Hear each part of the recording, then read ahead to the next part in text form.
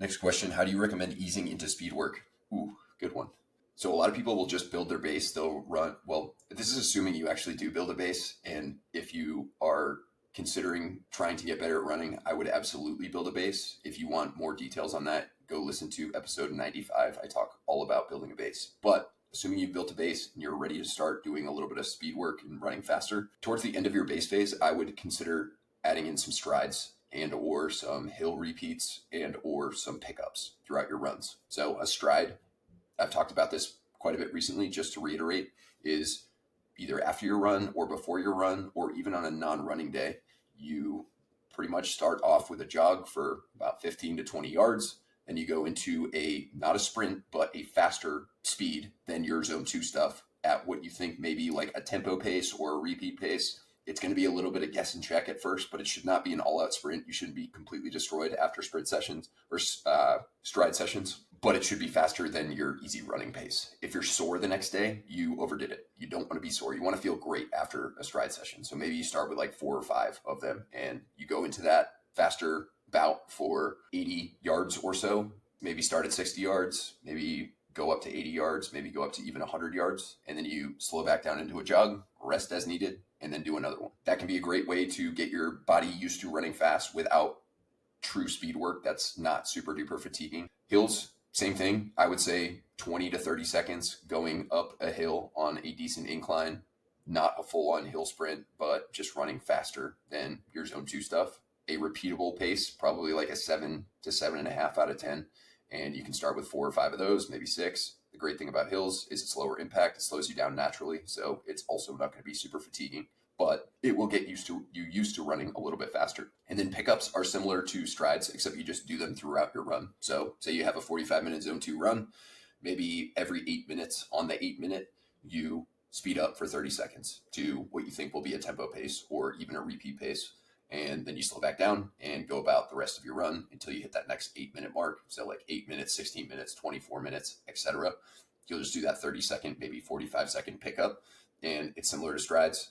It will usually, towards the end of your run, sometimes make you go a little bit beyond zone 2. But as long as you go easy for your easy part and a little harder for your pickup part, that's kind of what the goal is. If you're going in zone 2 to start out and you run your first pickup and the rest of the run is in zone 3, then you're probably going a little bit too hard during the easy portions or going too hard during the pickup portions. So just kind of use that as like a litmus test for intensity management.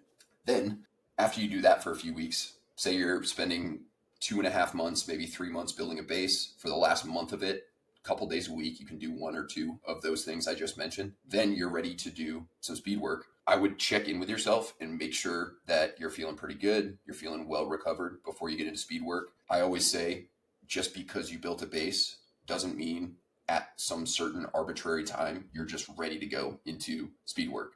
Yes, build that base. Yes, spend the requisite amount of time developing your aerobic capacity as well as your ability to run without smashing yourself, but also check in with yourself. And if you're feeling a little under recovered or if you're feeling banged up and you go into speed work, it's just not going to make things any better. It's probably going to make things worse. So be honest with that and really check in with yourself. But I would start with very low volume and I would start with a relatively low intensity. You don't want to be going out and hitting 10 400s on your first day at max effort. You never want to go max effort on repeats, but a lot of people do. It should be at a pace that you can reasonably manage. You can finish your base phase, do those strides I was just talking about, check in with yourself, make sure you feel good, and then do a time trial. You could do a 2-mile time trial. You can do a 5-mile time trial. You can do one of each and see where you're at. And you can use those paces to pace your strides. I wrote a recent article on how to pace repeats, and you can check that article out. And that'll give you some good guidelines to follow for like 200-meter repeats, 400-meter repeats, 800s, etc. I would start with 200s. Maybe your first repeat session is something like 10 200s. You can use your 2-mile pace that you ran, say, the week before, and you can take 20 to 25 seconds per mile off that and run your 200-meter repeats at that pace. You should not feel completely destroyed or completely smashed after your very first repeat session. If your first repeat session, you ask yourself at the end, like, could I have done more repeats or could I have gone harder? Or do I feel like I challenge myself, but not too bad, and you can say yes, then you did your first repeat session really well. If it's an absolute emotional event and you're destroyed and you have to take a couple days off after because you just went too hard, or if your first repeat is significantly faster than your last repeat, then you definitely need to work on some pacing and being reasonable with it and dialing that in. So I would start with that, and then you can add a 200 per week, or maybe even two 200s per week, or you can do the same amount of repeats one week as the next week, and then every other week you can add probably two 200s. Generally, I don't recommend adding more than 400 meters worth of volume per week. So say you are doing 10 200s for your first week.